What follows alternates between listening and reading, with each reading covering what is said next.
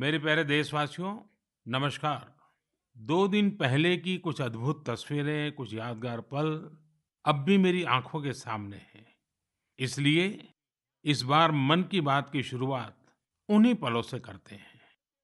Tokyo Olympics में भारतीय खिलाड़ियों को तिरंगा लेकर चलते देखकर मैं ही नहीं, पूरा देश रोमांचित हो उठा। पूरे देश ने जैसे एक होकर अपने इन योद्धाओं से कहा, विजय भव, विजयी भव। जब ये खिलाड़ी भारत से गए थे तो मुझे इनसे गपशप करने का, उनके बारे में जानने और देश को बताने का अवसर मिला था।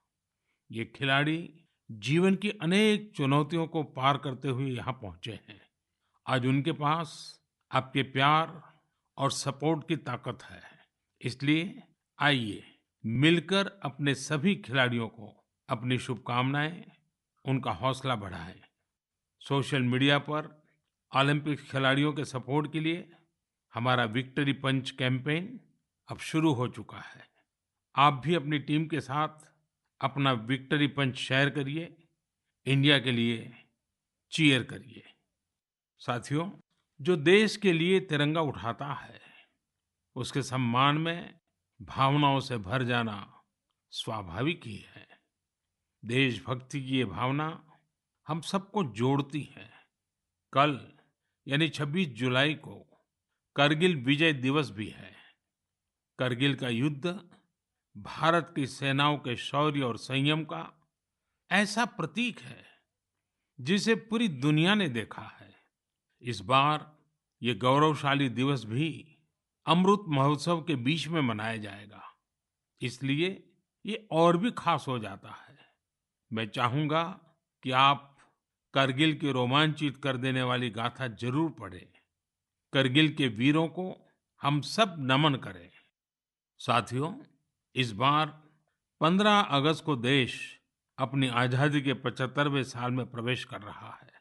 ये हमारा बहुत बड़ा सौभाग्य है कि जिस आजादी के लिए देश ने सदियों का इंतजार किया, उसके 75 वर्ष होने के हम साक्षी बन रहे हैं। आपको याद होगा, आजादी के 75 साल मनाने के लिए 12 मार्च को बापू के साबरमती आश्रम से अमृत महोत्सव की शुरुआत हुई थी। इसी दिन बापू की दांडी यात्रा को भी पुनर्जीवित किया गया था। तब से जम्मू कश्मीर से लेकर पुडुचेरी तक, गुजरात से लेकर पूर्वोत्तर तक देश भर में अमृत महोत्सव से जुड़े कार्यक्रम चल रहे हैं। कई ऐसी घटनाएं, ऐसे स्वाधीनता सेनानी जिनका योगदान तो बहुत बड़ा है, लेकिन उतनी चर्चा नहीं हो पाई, आज लोग उनके बारे में भी जान पा रहे हैं। अब जैसे मोइरांग डे को ही लीजिए। मणिपुर का छोटा सा कस्बा मोइरांग कभी नेताजी सुभाष चंद्र बोस की इंडियन नेशनल आर्मी यानी आईएनए का एक प्रमुख ठिकाना था। यहाँ आजादी के पहले ही आईएनए के कर्नल शौकत मलिक जी ने झंडा फहराया था। अमृत महोत्सव के दौरान 14 अप्रैल को उसी मोइरांग में एक बार फिर तिरंगा फहराया गया। ऐसे कितने ही स्वाधीनता सेनानी और महापुरुष हैं जिन्हें अमृत महोत्सव में देश याद कर रहा है। सरकार और सामाजिक संगठनों की तरफ से भी लगातार इससे जुड़े कार्यक्रम आयोजित किए जा रहे हैं। ऐसा ही एक आयोजन इस बार 15 अगस्त को होने जा रहा है। ये एक प्रयास है राष्ट्रगान से जुड़ा हुआ। सांस्कृतिक मंत्रालय की कोशिश है कि इस दिन ज्यादा से ज्यादा भारतवासी मिलकर राष्ट्रगान गाएं। इसके लिए एक वेबसाइट भी बनाई गई है, राष्ट्रगान.in। इस वेबसाइट की मदद से आप राष्ट्रगान गाकर उसे रिकॉर्ड कर पाएंगे, इस अभियान से जुड़ पाएंगे। मुझे उम्मीद है आप इस अनोखी पहल से जरूर जुड़ेंगे। इसी तरह के बहुत सारे अभियान, बहुत सारे प्रयास आपको आने वाले दिनों में देखने को मिलेंगे। अमृत महोत्सव किसी सरकार का कार्यक्रम नहीं, किसी राजनीतिक दल का कार्यक्रम नहीं, यह कोटि कोटि भारतवासियों का कार्यक्रम है। हर स्वतंत्र और कृतज्ञ भारतीय का अपने स्वतंत्रता सेनानियों को नमन है। और इस महोत्सव की मूल भावना का विस्तार तो बहुत विशाल है। ये भावना है अपने स्वाधीनता सेनानियों के मार्ग पर चलना, उनके सपनों का देश बनाना। जैसे देश की आजादी के मतवाले स्वतंत्रता के लिए एकजुट हो गए थे, वैसे ही हमें देश के विकास के लिए एकजुट होना है। हमें देश के लिए जीना है, देश के लिए काम करना है। और इसमें छोटे छोटे प्रयास भी बड़े नतीजे ला देते हैं। रोज के कामकाज करते हुए भी हम राष्ट्र निर्माण कर सकते हैं। जैसे वोकल फॉर लोकल, हमारे देश के स्थानीय उद्यमियों, आर्टिस्टों, शिल्पकारों, बुनकरों को सपोर्ट करना हमारे सहज स्वभाव में होना चाहिए। 7 अगस्त को आने वाला नेशनल हैंडलूम डे एक ऐसा अवसर है जब हम प्रयास पूर्वक भी ये काम कर सकते हैं। नेशनल हैंडलूम डे के साथ बहुत ऐतिहासिक पृष्ठभूमि जुड़ी हुई है। इसी दिन 1905 में स्वदेशी आंदोलन की शुरुआत हुई थी। साथियों, हमारे देश के ग्रामीण और आदिवासी इलाकों में हैंडलूम कमाई का बहुत बड़ा साधन है। ये ऐसा क्षेत्र है जिससे लाखों महिलाएं, लाखों बुनकर, लाखों शिल्पी जुड़े हुए हैं। आपके छोटे छोटे प्रयास बुनकरों में एक नई उम्मीद जगाएंगे। आप स्वयं कुछ न कुछ खरीदें और अपनी बात दूसरों को भी बताएं। और जब हम आजादी के 75 साल मना रहे हैं, तब तो इतना करना हमारी जिम्मेवारी बनती ही है भाइयों। आपने देखा होगा, साल 2014 के बाद से ही मन की बात में हम अक्सर खादी की बात करते हैं। ये आपका ही प्रयास है कि आज देश में खादी की बिक्री कई गुना बढ़ गई है। क्या कोई सोच सकता था कि खादी के किसी स्टोर से एक दिन में 1 करोड़ रुपए से अधिक की बिक्री हो सकती है? लेकिन आपने ये भी कर दिखाया है। आप जब भी कहीं पर खादी का कुछ खरीदते हैं, तो इसका लाभ हमारे गरीब बुनकर भाइयों बहनों को ही होता है। इसलिए खादी खरीदना एक तरह से जन सेवा भी है, देश सेवा भी है। मेरा आपसे आग्रह है कि आप सभी मेरे प्यारे भाइयों बहनों, ग्रामीण इलाकों में बन रहे हैंडलूम प्रोडक्ट्स जरूर खरीदें और उसे hashtag my handloom my pride के साथ शेयर करें। साथियों, बात जब आजादी के आंदोलन और खादी की हो, तो पूज्य बापू का स्मरण होना स्वाभाविक है। जैसे बापू के नेतृत्व में भारत छोड़ो आंदोलन चला था, वैसे ही आज हर देशवासी को भारत जोड़ो आंदोलन का नेतृत्व करना है। ये हमारा कर्तव्य है कि हम अपना काम ऐसे करें जो विविधताओं से हमारे भारत को जोड़ने में मददगार हो। तो आइए हम अमृत महोत्सव को ये अमृत संकल्प लें कि देश ही हमारी सबसे बड़ी आस्था, सबसे बड़ी प्राथमिकता बना रहेगा। नेशन फर्स्ट, ऑलवेज फर्स्ट के मंत्र के साथ ही हमें आगे बढ़ना है। मेरे प्यारे देशवासियों, आज मैं मन की बात सुन रहे मेरे युवा साथियों का विशेष आभार व्यक्त करना चाहता हूँ। अभी कुछ दिन पहले ही माय गॉव की ओर से मन की बात के श्रोताओं को लेकर एक स्टडी की गई थी। इस स्टडी में ये देखा गया कि मन की बात के लिए संदेश और सुझाव भेजने वालों में प्रमुखतः कौन लोग हैं। स्टडी के बाद ये जानकारी सामने आई कि संदेश और सुझाव भेजने वालों में से करीब करीब 75% लोग 35 वर्ष की आयु से कम के होते हैं। यानी भारत की युवा शक्ति के सुझाव मन की बात को दिशा दे रहे हैं। मैं इसे बहुत अच्छे संकेत के रूप में देखता हूँ। मन की बात एक ऐसा माध्यम है जहाँ सकारात्मकता है, संवेदनशीलता है। मन की बात में हम पॉजिटिव बातें करते हैं। इसका कैरेक्टर कलेक्टिव है। सकारात्मक विचारों और सुझावों के लिए भारत के युवाओं की ये सक्रियता मुझे आनंदित करती है। मुझे इस बात की भी खुशी है कि मन की बात के माध्यम से मुझे युवाओं के मन को भी जानने का अवसर मिलता है। साथियों, आप लोगों से मिले सुझाव ही मन की बात की असली ताकत है। आपके सुझाव ही मन की बात के माध्यम से भारत की विविधता को प्रकट करते हैं, भारतवासियों के सेवा और त्याग की खुशबू को चारों दिशाओं में फैलाते हैं, हमारे मेहनत कश युवाओं के इनोवेशन से सबको प्रेरित करते हैं। मन की बात में आप कई तरह के आइडियाज भेजते हैं, हम सभी पर तो चर्चा नहीं कर पाते, लेकिन उनमें से बहुत से आइडियाज को मैं संबंधित विभागों को जरूर भेजता हूं, ताकि उन पर आगे काम किया जा सके। साथियों, मैं आपको साई प्रणीत जी के प्रयासों के बारे में बताना चाहता हूँ। साई प्रणीत जी एक सॉफ्टवेयर इंजीनियर है, आंध्र प्रदेश के रहने वाले हैं। पिछले वर्ष उन्होंने देखा कि उनके यहाँ मौसम की मार की वजह से किसानों को काफी नुकसान उठाना पड़ा था। मौसम विज्ञान में उनकी दिलचस्पी बरसों से थी, इसलिए उन्होंने अपनी दिलचस्पी और अपने टैलेंट को किसानों की भलाई के लिए इस्तेमाल करने का फैसला किया। अब वे अलग-अलग डेटा सोर्सेज से वेदर डेटा खरीदते हैं, उसका विश्लेषण करते हैं और स्थानीय भाषा में अलग-अलग माध्यमों से किसानों के पास जरूरी जानकारी पहुंचाते हैं। वेदर अपडेट्स के अलावा प्रणीत जी अलग-अलग क्लाइमेट कंडीशंस में लोगों को क्या करना चाहिए, गाइडेंस भी देते हैं।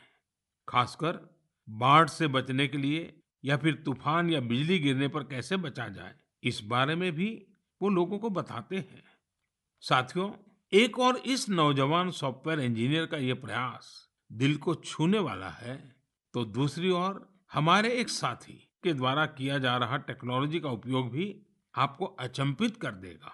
ये साथी हैं ओडिशा के संबलपुर जिले के एक गांव में रहने वाले श्रीमान इसाक मुंडा जी।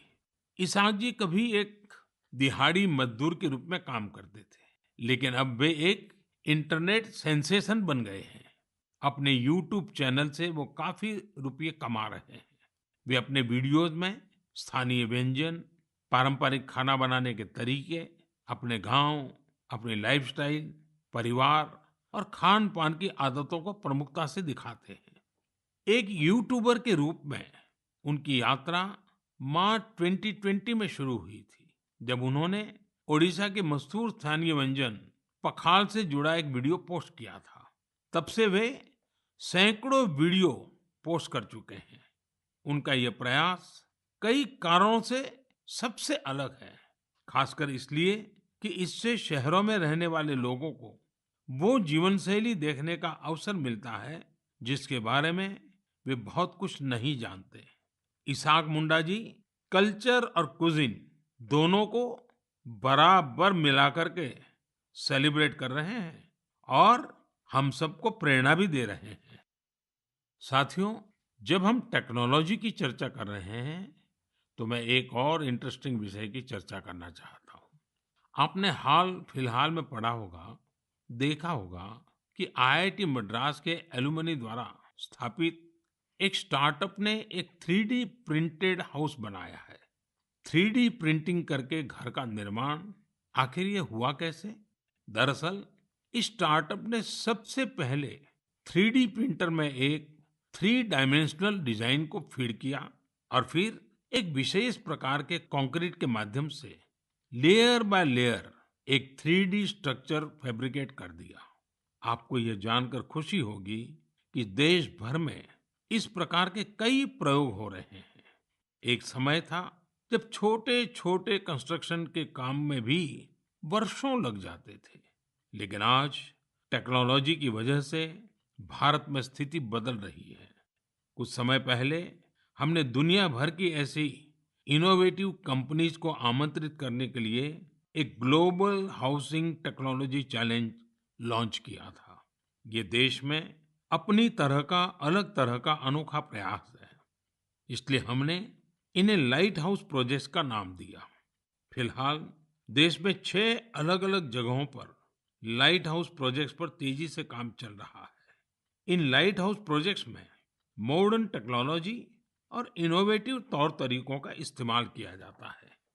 इससे कंस्ट्रक्शन का टाइम कम हो जाता है, साथ ही जो घर बनते हैं वो अधिक टिकाऊ, किफायती और आरामदायक होते हैं। मैंने हाल ही में ड्रोन्स के जरिए इन प्रोजेक्ट्स की समीक्षा भी की और कार्य की प्रगति को लाइव देखा। इंदौर के प्रोजेक्ट में ब्रिक और मोर्टार वॉल्स की जगह pre fabricated sandwich panel system का इस्तेमाल किया जा रहा है। राजकोट में लाइट हाउस फ्रेंच टेक्नोलॉजी से बनाए जा रहे हैं, जिनमें टनल के जरिए मोनोलिथिक कंक्रीट कंस्ट्रक्शन टेक्नोलॉजी का इस्तेमाल हो रहा है। इस टेक्नोलॉजी से बने घर आपदाओं का सामना करने में कहीं अधिक सक्षम होंगे। चेन्नई में अमेरिका और फिनलैंड की technologies pre cast concrete system का उपयोग किया जा रहा है। इससे मकान जल्दी भी बनेंगे और लागत भी कम आएगी।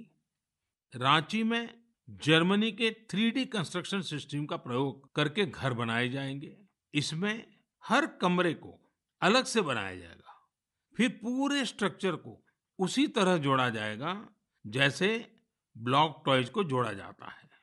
अगरतला में न्यूजीलैंड की टेक्नोलॉजी का उपयोग कर स्टील फ्रेम के साथ मकान बनाए जा रहे हैं, जो बड़े भूकंप को झेल सकते हैं। वहीं लखनऊ में कनाडा की टेक्नोलॉजी का इस्तेमाल किया जा रहा है। इसमें प्लास्टर और पेंट की जरूरत नहीं होगी और तेजी से घर बनाने के लिए पहले से ही तैयार दीवारों का प्रयोग किया जाएगा। साथियों, आज देश में ये प्रयास हो रहा है कि ये प्रोजेक्ट इंक्यूबेशन सेंटर्स की तरह काम करे। इससे हमारे प्लानर्स, आर्किटेक्ट्स, इंजीनियर्स और स्टूडेंट्स नई टेक्नोलॉजी को जान सकेंगे और उसका एक्सपेरिमेंट भी कर पाएंगे। मैं इन बातों को खास तौर पर अपने युवाओं के लिए साझा कर रहा हूँ, ताकि हमारे युवा राष्ट्र हित में टेक्नोलॉजी के नए नए क्षेत्रों की ओर प्रोत्साहित हो सके। मेरे प्यारे देशवासियों, आपने अंग्रेजी की एक कहावत सुनी होगी, to learn is to grow, यानी सीखना ही आगे बढ़ना है। जब हम कुछ नया सीखते हैं तो हमारे लिए प्रगति के नए नए रास्ते खुद ब खुद खुल जाते हैं। जब भी कहीं लीक से हटकर कुछ नया करने का प्रयास हुआ है, मानवता के लिए नए द्वार खुले हैं, एक नए युग का आरंभ हुआ है। और आपने देखा होगा, जब कहीं कुछ नया होता है तो उसका परिणाम हर किसी को आश्चर्यचकित कर देता है।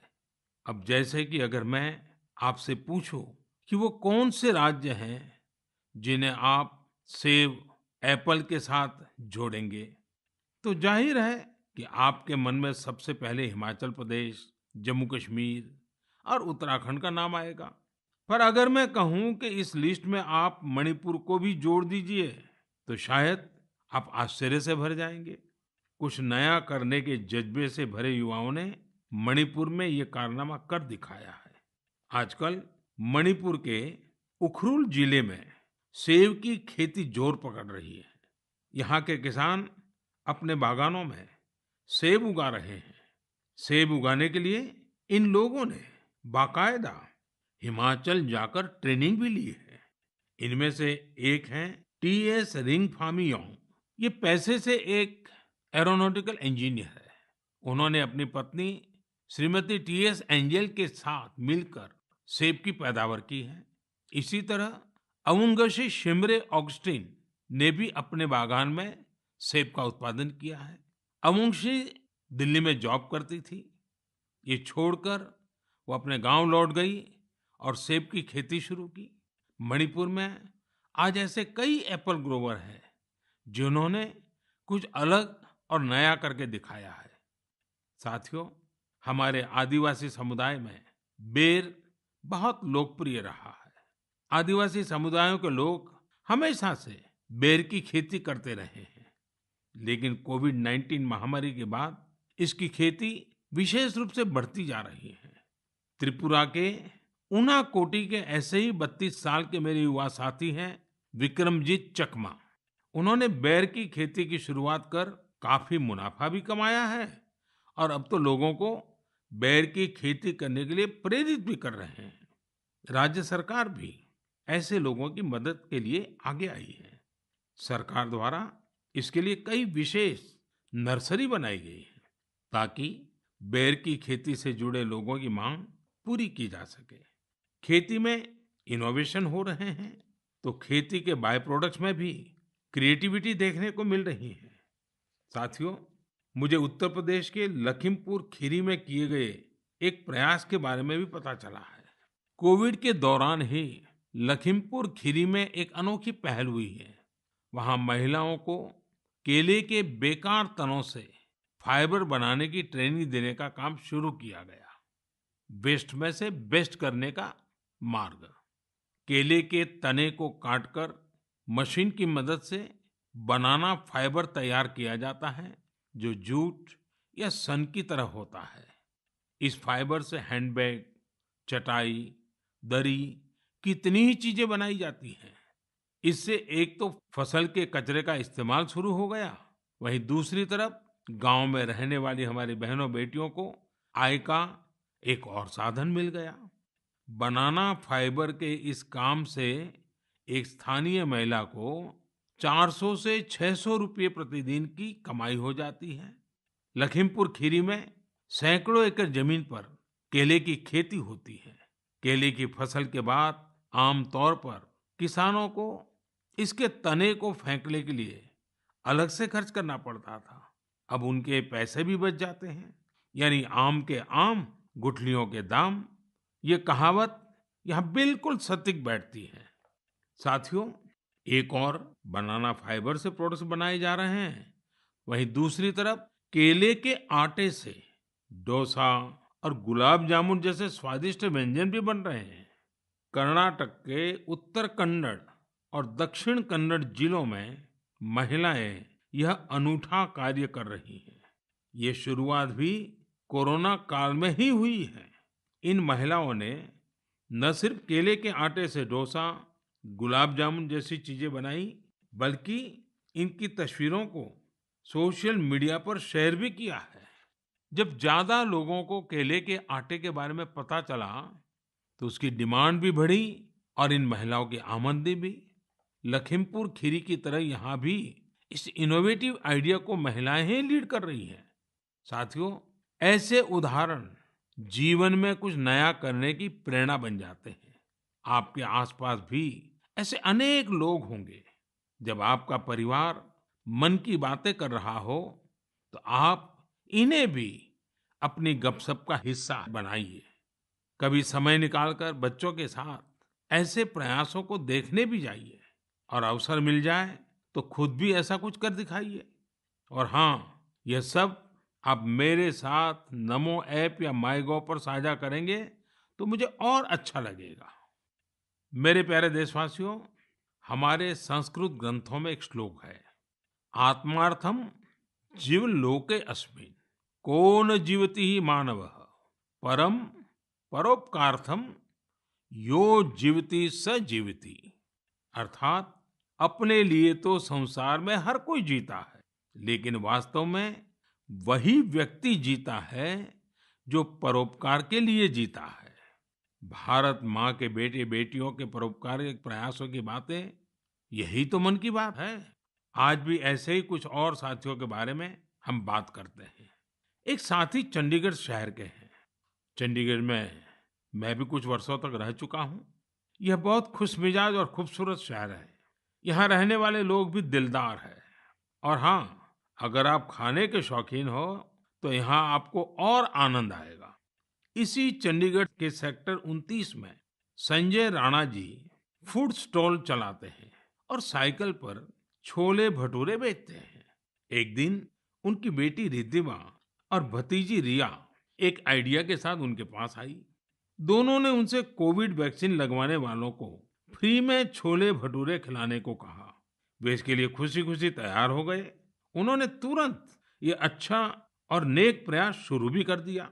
संजय राणा जी के छोले भटूरे मुफ्त में खाने के लिए आपको दिखाने पड़ेगा कि आपने उसी दिन वैक्सीन लगवाई है। वैक्सीन का मैसेज दिखाते ही वे आपको स्वादिष्ट छोले भटूरे दे देंगे। कहते हैं, समाज की भलाई के काम के लिए पैसे से ज्यादा सेवा भाव, कर्तव्य भाव की ज्यादा आवश्यकता होती है। हमारे संजय भाई इसी को सही साबित कर रहे हैं। साथियों, ऐसे ही एक और काम की चर्चा आज करना चाहूंगा। ये काम हो रहा है तमिलनाडु के नीलगिरी में। वहां राधिका शास्त्री जी ने एम्बुरेक्स प्रोजेक्ट की शुरुआत की है। इस प्रोजेक्ट का मकसद है पहाड़ी इलाकों में मरीजों को इलाज के लिए आसान ट्रांसपोर्ट उपलब्ध कराना। राधिका कुन्नूर में एक कैफे चलाती हैं। उन्होंने अपने कैफे के साथियों से एम्बुरेक्स के लिए फंड जुटाया। नीलगिरी पहाड़ियों पर आज 6 एम्बुरेक्स सेवारत हैं और दूर दराज के हिस्सों में इमरजेंसी के समय मरीजों के काम आ रही हैं। एम्बुरेक्स में stretcher, oxygen cylinder, first aid box जैसी कई चीजों की व्यवस्था है। साथियों, संजय जी हो या राधिका जी, इनके उदाहरणों से पता चलता है कि हम अपना कार्य, अपना व्यवसाय, नौकरी करते करते भी सेवा के कार्य कर सकते हैं।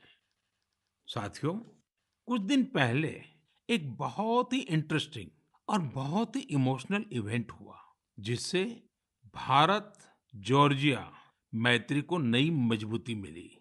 इस समारोह में भारत ने सेंट क्वीन केटेवान के होली रेलिक यानी उनके पवित्र स्मृति चिन्ह को जॉर्जिया की सरकार और वहां की जनता को सौंपा। इसके लिए हमारे विदेश मंत्री स्वयं वहां गए थे। बहुत ही भावुक माहौल में हुए इस समारोह में जॉर्जिया के राष्ट्रपति, प्रधानमंत्री, अनेक धर्मगुरु और बड़ी संख्या में जॉर्जिया के लोग उपस्थित थे। इस कार्यक्रम में भारत की प्रशंसा में जो शब्द कहे गए वो बहुत ही यादगार है।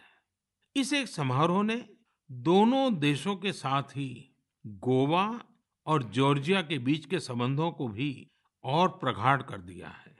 ऐसा इसलिए क्योंकि सेंट क्वीन केटेवान के ये पवित्र अवशेष 2005 में गोवा के सेंट ऑगस्टिन चर्च से मिले थे। साथियों, आपके मन में सवाल होगा कि ये सब क्या है, ये कब और कैसे हुआ। दरअसल ये आज से 400-500 साल पहले की बात है। क्वीन केटेवान जॉर्जिया के राज परिवार की बेटी थी। 10 साल के कारावास के बाद 1624 में वो शहीद हो गई थी। एक प्राचीन पुर्तगाली दस्तावेज के मुताबिक सेंट क्वीन केटेवान की अस्थियों को ओल्ड गोवा के सेंट ऑगस्टिनियन कॉन्वेंट पे रखा गया था। लेकिन लंबे समय तक यह माना जाता रहा कि गोवा में दफनाए गए उनके अवशेष 1930 के भूकंप में गायब हो गए थे। भारत सरकार और जॉर्जिया के इतिहासकारों, रिसर्चर्स, आर्कियोलॉजिस्ट और जॉर्जियन चर्च के दशकों के अथक प्रयासों के बाद 2005 में उन पवित्र अवशेषों को खोजने में सफलता मिली थी। यह विषय जॉर्जिया के लोगों के लिए बहुत ही भावनात्मक है।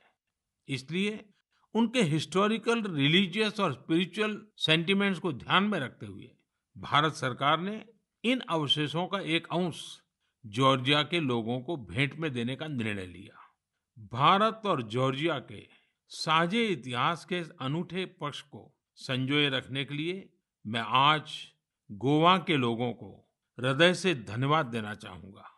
गोवा कई महान आध्यात्मिक धरोहरों की भूमि रही है। सेंट ऑगस्टिन चर्च यूनेस्को की world heritage site, churches and convents of Goa का एक हिस्सा है। मेरे प्यारे देशवासियों, जॉर्जिया से अब मैं आपको सीधे सिंगापुर लेकर चलता हूं, जहां इस महीने की शुरुआत में एक और गौरवशाली अवसर सामने आया। सिंगापुर के प्रधानमंत्री और मेरे मित्र ली सेन लुंग ने हाल ही में रिनोवेट किए गए सिलाट रोड गुरुद्वारा का उद्घाटन किया। उन्होंने पारंपरिक सिख पगड़ी भी पहनी थी। यह गुरुद्वारा लगभग 100 साल पहले बना था और यहाँ भाई महाराज सिंह को समर्पित एक स्मारक भी है। भाई महाराज सिंह जी ने भारत की स्वतंत्रता के लिए लड़ाई लड़ी थी और ये पल आजादी के 75 साल मना रहे हैं तब और अधिक प्रेरक बन जाता है। दो देशों के बीच पीपल टू पीपल कनेक्ट, उसे मजबूती ऐसी ही बातों, ऐसे ही प्रयासों से मिलती है। इनसे यह भी पता चलता है कि सौहार्दपूर्ण माहौल में रहने और एक दूसरे की संस्कृति को समझने का कितना महत्व है। मेरे प्यारे देशवासियों, आज मन की बात में हमने अनेक विषयों की चर्चा की। एक और विषय है जो मेरे दिल के बहुत करीब है। ये विषय है जल संरक्षण का। मेरा बचपन जहाँ गुजरा, वहाँ पानी की हमेशा से किल्लत रहती थी। हम लोग बारिश के लिए तरसते थे और इसलिए पानी की एक एक बूंद बचाना हमारे संस्कारों का हिस्सा रहा है। अब जनभागीदारी से जल संरक्षण, इस मंत्र ने वहाँ की तस्वीर बदल दी है। पानी की एक एक बूंद को बचाना, पानी की किसी भी प्रकार की बर्बादी को रोकना, ये हमारी जीवन शैली का एक सहज हिस्सा बन जाना चाहिए। हमारे परिवारों की ऐसी परंपरा बन जानी चाहिए जिससे हर एक सदस्य को गर्व हो। साथियों, प्रकृति और पर्यावरण की रक्षा भारत के सांस्कृतिक जीवन में, हमारे दैनिक जीवन में रचा बसा हुआ है। वहीं बारिश और मानसून हमेशा से हमारे विचारों, हमारी फिलॉसफी और हमारी सभ्यता को आकार देते आए हैं। ऋतु संहार और मेघदूत में महाकवि कालिदास ने वर्षा को लेकर बहुत ही सुंदर वर्णन किया है। साहित्य प्रेमियों के बीच ये कविताएं आज भी बेहद लोकप्रिय हैं। ऋग्वेद के पर्जन्य सूक्तम में भी वर्षा के सौंदर्य का खूबसूरती से वर्णन है। इसी तरह श्रीमद् भागवत में भी काव्यात्मक रूप से पृथ्वी, सूर्य और वर्षा के बीच के संबंधों को विस्तार दिया गया है। अष्टौ मासान् निपीतं यद भूम्याः च ओदमयं वसु स्वगोभिः मौक्तुम् आरेभे पर्जन्यः काल आगते। अर्थात सूर्य ने 8 महीने तक जल के रूप में पृथ्वी की संपदा का दोहन किया था। अब मानसून के मौसम में सूर्य इस संचित संपदा को पृथ्वी को वापस लौटा रहा है। वाकई मानसून और बारिश का मौसम सिर्फ खूबसूरत और सुहाना ही नहीं होता, बल्कि यह पोषण देने वाला, जीवन देने वाला भी होता है। वर्षा का पानी जो हमें मिल रहा है, वो हमारी भावी पीढ़ियों के लिए है। ये हमें कभी भूलना नहीं चाहिए। आज मेरे मन में ये विचार आया कि क्यों न इन रोचक संदर्भों के साथ ही मैं अपनी बात समाप्त करूं। आप सभी को आने वाले पर्वों की बहुत बहुत शुभकामनाएं। पर्व और उत्सवों के समय ये जरूर याद रखिएगा कि कोरोना अभी हमारे बीच से गया नहीं है। कोरोना से जुड़े प्रोटोकॉल आपको भूलने नहीं है। आप स्वस्थ और प्रसन्न रहें। बहुत बहुत धन्यवाद।